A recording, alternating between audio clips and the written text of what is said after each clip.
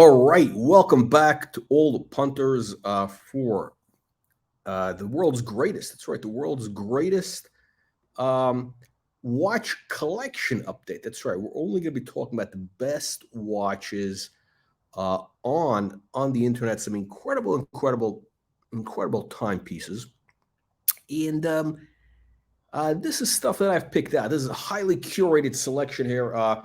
But the whole point of this program is let me know what you guys think. Leave your vicious, nasty comments below. And here we go. First up. This is quite a surprise. Normally I don't show new watches, and this is actually from Zenith. And this is, I think, this is just a beautiful watch. I think, what is this, 13 grand list? Probably you'll be able to get this at a discount. I mean, maybe 10 grand, 11 grand, very, very soon. And this is, again, I'm not a chronometer guy, but this is actually chronograph. Yeah, I get these things mixed up. What do I know about these things? Look, I'm not into the whole stopping function. I'm wearing the Yachtmaster on my wrist. I don't need to know, elapsed, seconds, hours, none of that stuff. But this is incredible. Look at this. You have an annual calendar, right? You got the day of the week. Although it's small, you get on the left, you get the day of the week, the month, the day of the month, and then you get the moon phase. I'm a sucker for moon phase. This has pretty much everything you need. The only problem is, I think it's a little bit, it's all over the place. You have these the date windows. It's kind of all over. It's all over. It's not organized in a clean manner, so it's a little bit messy. But I mean, I think it's a beautiful dial. The bracelet looks good. I mean, everything looks good. It's stunning. I don't know if are these hands. Is that pink gold? If it is pink gold, wow, that would be that would be amazing. And of course, you guys see a theme. This is a theme here. We got a theme going on. This is the Universal Geneve, the Tri-Compax. Incredible watch. I've actually been looking to get one of these for a while. I haven't been able to find the right one at the right price. A lot of them, the dials are kind of, they're aged, they're banged up. Personally, I like the 50s models. I like the ones that came out in the 50s. They look a little more, I don't know, I like the number, the hour markers. They look really good to my eye. I guess all the speculators are out there probably hoping that Breitling revives Universal Geneve, and that there's going to be some sort of popularity thing. I don't know. I don't know how. To be honest, I don't know how much. I don't know how much traction that name will have. I mean, it's really kind of a very,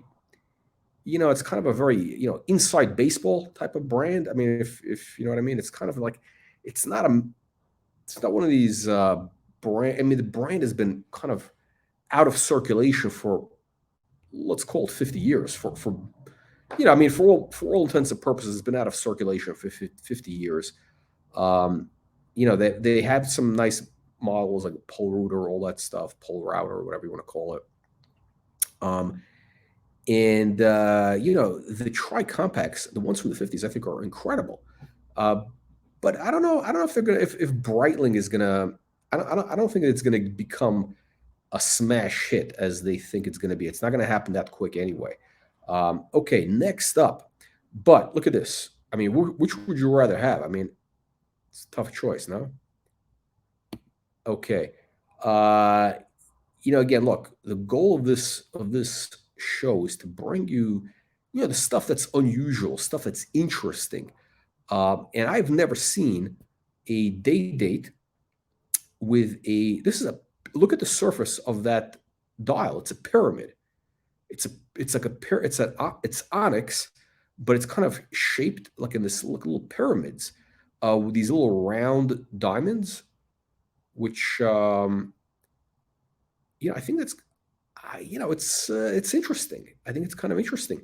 And you know what? The lugs cover, with the pave, the diamonds. I mean, I think it looks amazing actually. Would I wear this watch? You know what? I actually like the lugs. The one thing I'm not crazy about is the little diamonds, the little round diamonds. And also the black doll. I'm not a fan of black dolls. I think it's a kind of, I don't know, maybe if in the 90s I would have been into that type of thing. It's a little, to me, it's not that exciting. I want something which is a little more brighter. Um, and here we go. So we got a theme going on today. We got pairs. We got pairs, right? We got pairs. We got the chronos over here, right? New and old. Well, this is not that new or old. And here we got another day date. This is kind of a basic one. The only thing here is you have the nice dial. It's got this kind of blue dial. Um, I think you'd probably get one of these, like, maybe 12 grand if you really shop around. If some of these guys will claim that, oh, it's a special dial, whatever. It's not that special, believe me. I mean, it's a nice dial, but these things are literally a dime a dozen. But it's a beautiful watch. I think this is one of the best buys out there. Rolex day date, 12 grand. You're getting a gold watch. And by the way, what Rolex can you get today for 12 grand? Think about it. What are you going to get? You're going to get a Datejust. You're going to get I mean, this was the heavy hitter. Back in the day, up until I don't know, maybe even into the 2000s, the day date was always that heavy hitter. I mean, this is just it's again, look at the way you could wear this watch. You put it on a strap and it looks stunning. Again, both, well, this is on a bracelet, right? But when you put this on a strap, I mean, if you put that watch on the right strap, I think it would be amazing. I mean, the gold is just too much. When you do the whole gold bracelet, it's a little too flashy. This is the right look, right? This is, I think it's it's an Italian dealer, right? Of course, this looks like a bespoke suit over there. Nice stitching over there. And yeah, this is, I think the Italians usually wear it on the strap. I think one of the reasons is, as much as they love gold, it's kind of, Europe is not that safe apparently, right? I mean, so they, the leather tones it, the strap tones it down.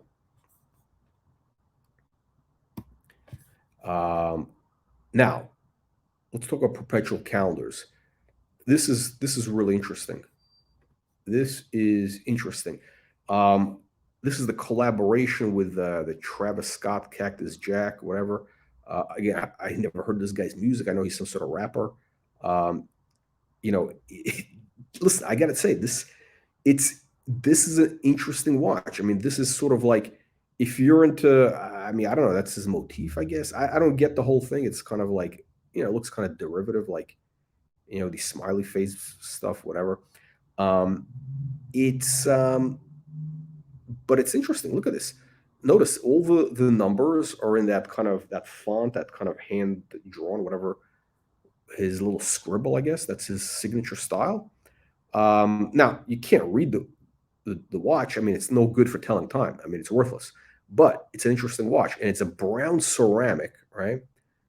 It's a brown ceramic, and the strap is some sort of like brown khaki, not khaki. It's like a denim type of fabric.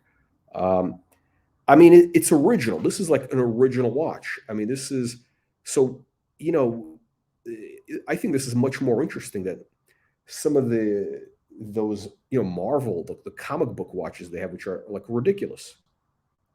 I mean, I think this is actually an interesting watch. If you're into it, whatever.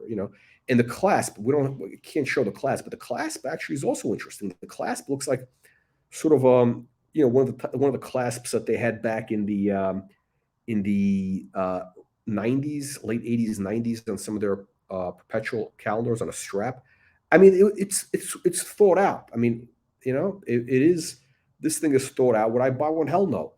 But if you're one of these guys that needs to wear, like, the what is it, the hype beast or whatever? I don't, whatever these kids call it. Now, this guy, it turns out this guy, the owner of this, right? This guy owns a sneaker company, of course. Makes sense, right? I think they're undefeated or something. I have no idea what this is about. I remember seeing one of their stores. They always had lines outside the store in Santa Monica. I think it was on Main Street. This is going back years back. I don't know if they're still doing that, but it's interesting. I mean, it's like shit. It's an interesting watch. Um, Again, we got the theme going. We got the theme, right? The perpetual calendars, day dates, chronos. You see, there's pairs, um, different ways of doing the same thing from the same brand. And this is the Comptier Perpetual. Is that? I guess that's how they call it. That's the official name. It's their Audemars Piguet Perpetual. I believe this is like from the maybe early 90s, late 80s, mid 90s, maybe. Same guy, same owner, which is interesting because, yeah, you would think he wouldn't be wearing this type of thing. He's more into like hype stuff. Uh, and I came very close to buying one of these. I think I even saw this model for sale. I mean, there's not that many like this with this. Look at the texture on the dial. I mean, it's pretty cool. And these were like 10 grand, 8 grand, not even 10, like 8 grand. I know every 5 years. Okay, right. But it was 8 grand 5 years ago. And I was looking at perpetuals, and this was one of the cheapest perpetual calendars compared to everything else out there. The APs like this were about 8 grand. The Patek 3940s were 40 to 50 grand. I was like, wow, how can this thing be so cheap? And I just couldn't find the right one. I was looking for the one which had the right clasp. I wanted the deployant with, and actually the one I was interested in was the deployant that had like this style. And I made offers, I missed a few, and I didn't get them, and then the price, the market got away from me. Now these are like 18, 20 grand for the gold ones. I don't even know what they want for the platinum. But it's a pretty interesting watch. Um, I don't know. What do you guys think? Okay. So we got the theme, annual calendar. And this watch, actually, I have a video of me wearing this watch at the Miami Beach show. So this exact watch. If you notice, right where the crown is, there's some scratches. It's got a lot of scratches on this bezel. And this is the problem with this bezel. It's very wide. You got a lot of surface. It's smooth. It's a mirror polish. So this thing can get scratched up. And I had this in the rose gold with the baguette diamonds. Again, if you look on the channel, I have a video with that watch. That was one of my first videos. I didn't like it, didn't quite fit. And this one is actually pretty interesting. The white gold, I think, tones it down a lot. It makes it much more versatile. The one thing I didn't really care for, the 24-hour indicator, it doesn't do anything for me, the 24-hour thing. I mean, if it was a calendar, it would be amazing. If you had a 31-day calendar, if this was like I don't know why they didn't do that. But this is a pretty cool watch as like a beater watch because it's already beaten up. It's like a high-end beater. I think this is Menta watches. So I think they were asking like, I don't know, 48. The right price for this is 40 grand. I mean, I would not pay a penny over 40 grand for this watch. Okay. And I think it's probably going to go lower even. But again, the condition, the thing is beaten up. It comes with everything, but it's beaten up. Again, we got the theme. We got the Patek blue dial theme. And this thing is cool. You got the white gold mesh bracelet. Again, the problem with these is if they're not the exact, they don't fit you right, you're kind of screwed because they're you either have to cut it or you're basically stuck. So it only works if you're the right size for that. And I think that's probably why these things were never that popular. But look at this. I mean, wow. So you have the diamonds all around. There's a couple of variations of this ellipse, right? There's a couple of different variations of this. And I think this is actually interesting. You get these pave diamonds right all around. Um, the blue sunburst with the white gold. And I think diamonds look great with blue dials. White gold, blue dials, that's the way to go. If this had the baguette diamonds, it would be a killer watch. I mean, the rose gold with the diamonds, the 5396R, it just doesn't do because I think, diamonds, the blue, the rose gold, it just somehow the combination doesn't work. But with blue and white, amazing, amazing. Um, and we get the Patek theme rolling. Another, this is, I guess, I'm not sure what the formal, I think it's called the gondola, right? The square, the rectangle shape. So this is interesting. This is, I believe, like a 70s, late 70s, early 80s, maybe. Onyx dial. And again, I'm not a fan of the onyx. Um, and, I have this watch in, I'm not sure if I think it's a slightly different model, but, without, I mean, it's the same basic idea, just a smooth, like a tank, like a Cartier tank style case. Um, and you could probably get one of these. I'm saying 8 grand. I mean, it could be less, but stone dolls. Everybody's like making a whole big deal out of stone dolls. I don't really think it's a big deal. And Onyx, I don't think is that interesting. Um, but it's an interesting watch. I'm just showing. I mean, I wouldn't buy this. It's not my taste, but it's just an interesting kind of contrast now. And of course, look, since we're doing the Patek thing, we got the Tiffany. Everybody's making a big deal. Oh, excuse me. No, Gubelin, not Tiffany, Gubelin. I mean, that makes a huge difference. If it was a Tiffany, it would be a lot more, right? So this is the 3700. Just showing because it's interesting. Gubelin, always interesting to see another marked up, but no big deal, whatever. These things are kind of a dime a dozen, really. But the reason I'm showing it is because, again, we got a theme going today. So you have the 3700, and here you have like a piece unique. I mean, literally. I mean, this is a customized, and this is like, this is, you really need to be super confident and have money to burn if you're going to do one of these. Because again, this is a customized. I mean, they take your 5711. They basically just, I mean, it's unrecognizable. So you have, I think this is a carbon fiber bezel. You got a skeletonized dial, carbon fiber bezel. I think this is probably, I mean, these probably would go for over 100 grand. I mean, again, but it's, it's really, it's almost like, I don't know what you make of it because it's not like these guys are putting, aftermarket diamonds. It's not like some garbage. These are serious guys. Artisan de Genève. They're like very serious. I mean, they're basically making a whole new watch using the platform. It's sort of like, the guys who modify the cars, but they do it at a very high level. Like, trying to think again. I remember not AMG, but it was like those tuners, like not even Brabus, but maybe like a Brabus or what's the other guy? There's a whole bunch of those guys. You know what I'm talking about. If you guys are into cars, but some of those are actually the wrong guy will make the car worth less, but some of those will actually, really be very unique, and increase the value. So this is one of those. It's kind of very special for the right guy. I mean, would I wear this? Hell no. And again, we got the skeleton theme going, so we got themes, and the contrast here is this. What is this? It's an evolution, right? The Bulgari Octo Finissimo.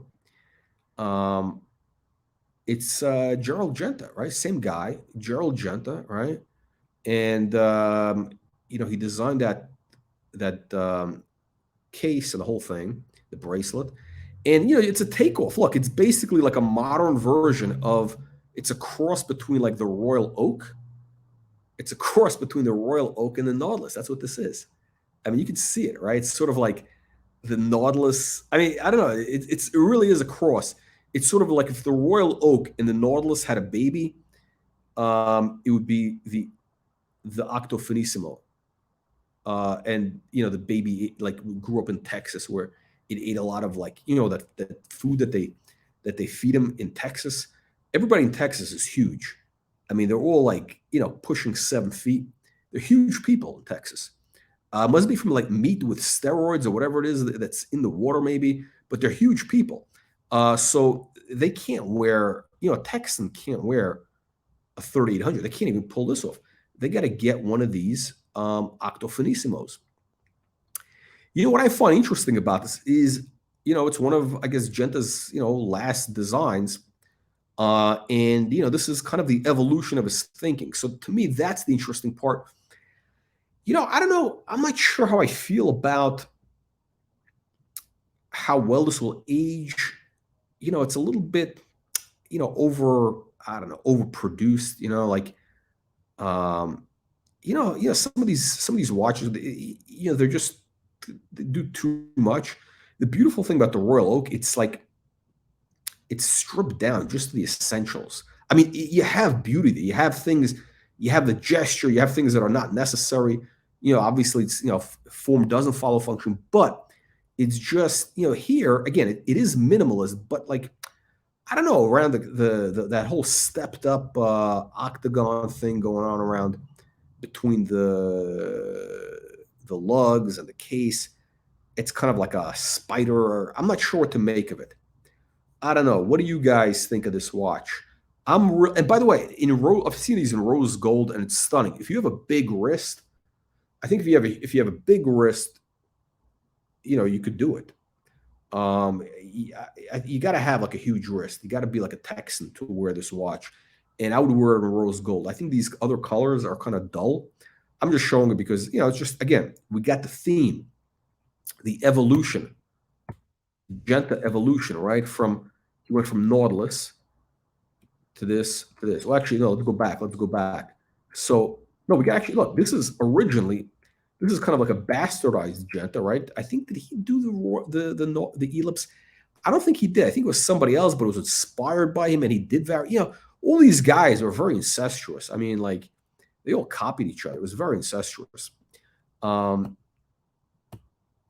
there we go. Okay, so this is based on the Genta. I mean, the DNA is Genta DNA. I mean, it's like 8-10 generations down. It's sort of like the great great great grandson who's on drugs, on acid or whatever. But you see this evolution, right, between this Royal Oak. You see we go from the Royal Oak to the I mean, this is kind of a little bit Genta, and then we go to the Nautilus. Again, I think Genta would love this actually. This Artisan de Genève. And then we go to this, and that is it, my friends. Okay. Let me know what you punters think. Leave your vicious and nasty comments below. Make sure you click the like and subscribe button. And we're going to have some more interesting content later in the week. And of course, we're going to have the Watch Community Awards. That's right. We're going to have, very special live stream. It's like the Academy Awards for, we have nominees like Archie Luxury, Timepiece Gentleman, Tim Masso. Actually, that was supposed to be last Sunday, but we're going to have it later this week. It's going to be very exciting. So make sure you join that. That will be announced. Make sure you get the notifications from this channel. Thank you for joining. We'll see you all on the next one.